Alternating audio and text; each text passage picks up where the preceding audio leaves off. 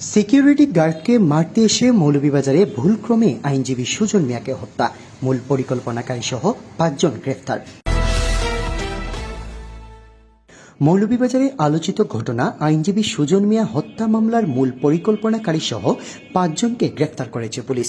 বৃহস্পতিবার দুপুরে এক সংবাদ সম্মেলনে এ তথ্য জানান police super MKH Jahangir Hossain. হত্যাকাণ্ডের পেছনের রহস্য উদ্ঘাটন করতে পুলিশ সক্ষম হয়েছে বলে পুলিশ সুপার জানান, মূল পরিকল্পনাকারী মুজিব তার পাশের বাড়ির একটি ব্যাংকের সিকিউরিটি গার্ড মিসবাহের সঙ্গে পূর্ব শত্রুতা ছিল। সেই শত্রুতার জের ধরেই তাকে শিক্ষা দিতে ভাড়াটিয়া খুনি নিয়োগ করেন মুজিবের পূর্ব পরিচিত লক্ষণের মাধ্যমে এসব খুনিদের সঙ্গে যোগাযোগ করা হয় এবং মুজিব মোবাইল ফোনের টার্গেটের জন্য মিসবাহের ছবি পাঠায়।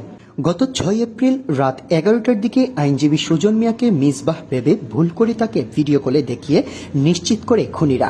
এ সময় মুজিব ফোনে নির্দেশ দেন, ছবির সঙ্গে মিল আছে তো মারো। এরপরই চেয়ারে বসা অবস্থায় সুজন মিয়ার ওপর অতর্কিত হামলা চালিয়ে চুরিকাঘাত করে হত্যা করে ১০ থেকে ১২ জন দুষ্কৃতিকারীরা। এ ঘটনায় ৮ এপ্রিল মৌলভীবাজার সদর মডেল থানায় নিহতের ভাই এনামুল হক সুমন বাদী হয়ে একটি মামলা দায়ের করেন। মামলার পর সিসিটিভি ফুটেজ বিশ্লেষণ ও তথ্য প্রযুক্তির সহায়তায় গতকাল বুধবার বিভিন্ন স্থানে অভিযান চালিয়ে মূল পরিকল্পনাকারী সহ ৫ জনকে গ্রেফতার করা হয়।